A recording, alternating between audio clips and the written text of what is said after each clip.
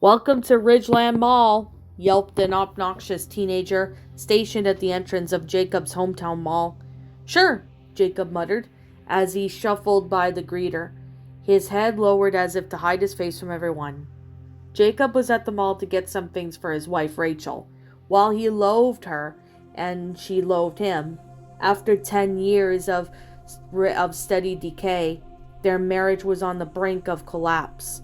Jacob endured this excruciation to pick up his wife's medication from Andre's Floristacari only, so that he might be able to see the cute cashier, even if she was a few years younger than himself. "Good morning, Mr. Woodall," said Mary, the object of Jacob's satisfaction. "Is it time for a refill?" "Yes," he grumbled, although it sounded like anger. His voice was truly gruff out of shyness. "Very well, it'll be ready in a few moments," she said as she disappeared into the back room.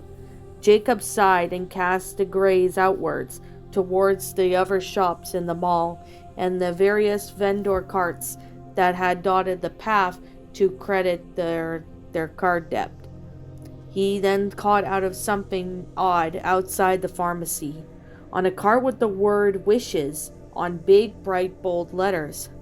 "Got it," Mary said, as she came back from the back, rang Jacob up and cutting off his concentration momentarily. Thank you," said Jacob, as he hastily paid her and left, opting to rush through the Wishes cart.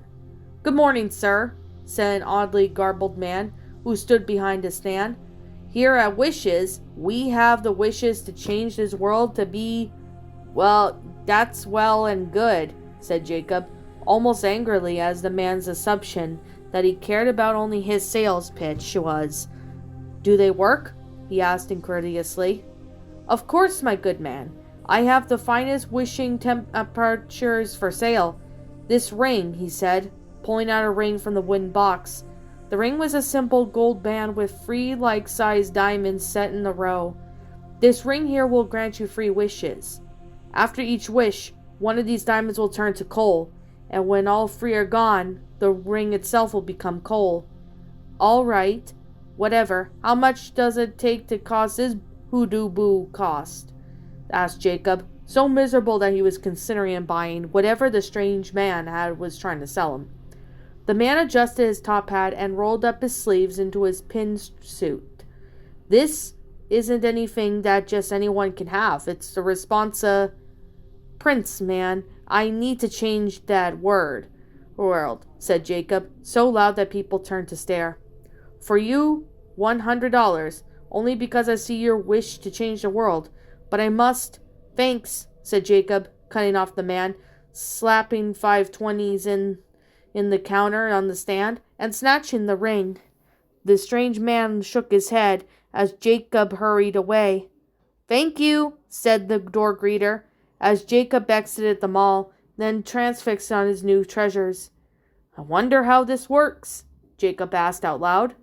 "Wonder if I should just put it on," he said, slipping the conveniently sized ring into his finger. "I wish my wife was hot," he said. With a slight cracking sound, one of the diamonds on his rings turned to coal, just as the man had said. Jacob could hardly believe himself. He was so happy that he had to avoid speeding down home to see his new hot wife.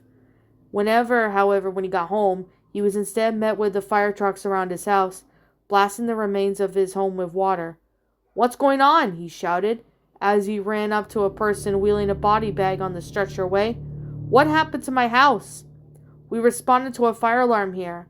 When we got there was a woman, dead on the fire. We barely made it out when the flames touched the pool of liquid and sent the house up in flames," said the firefighter nearby. "Where were you?" he asked. "At the mall, getting my wife some pills," she said, showing the receipt to the man. "Well, then you couldn't have done this. The alarm was set off before you could have made it back here." Jacob couldn't believe what he was hearing. His wife was dead. He was sad, but then his sorrow turned to joy, and then joy to scheming. He excused himself to his cart and whispered to the ring, I wish that Mary was madly in love with me. Again, one of the diamonds on the ring cracked and turned to coal. Deciding that he had to go get Mary, he hurried back to the mall. However, when he got there, the mall was surrounded by police, where he saw Mary being escorted out of the mall in handcuffs. "Mary!" he shouted. "Jacob?" she asked back, then saw him. "Jacob, my love, I did this all for you!" she shouted as she told him how she had killed his wife. Jacob waited until the police had left to go to the mall and to the wishes stand. "You!" Jacob yelled as he pulled the ring from his finger and slammed it on the counter. "This doesn't make my wishes come true. It's horrible. I want my money back." The man shook his head. "Okay, I see how it's going to be. This used. How about this?" Jacob said angrily, shoving the ring back into his finger. "I wish for my money back." Nothing happened. The man behind the counter chuckled as Jacob twisted his face in confusion. "Didn't you read the sign?" the man asked as he pointed below the wishes sign. Under there was in bright bold letters was another piece of paper with bold black letters. "No refunds." What's up, my pretties? It's the Lion Queen here. I want to appreciate you all for tuning into this video. And I do appreciate you guys supporting my video by giving this video likes and stuff. If you really enjoyed this video, be sure to leave a like, comment and subscribe if you're new, ring the bell for notifications to when I upload so that way you guys will get updated for whenever I upload. If you want to follow me on Twitter or DeviantArt, feel free to leave a follow on those if you are interested in following me on those socials. If you want to support my backup channel, known as Ms. Dark Shigo, feel free to subscribe to it, as a link to that will also be in the About page section. And with that being said, and that being the case, thank you so much for watching, my pretties, and as always, please stay pretty.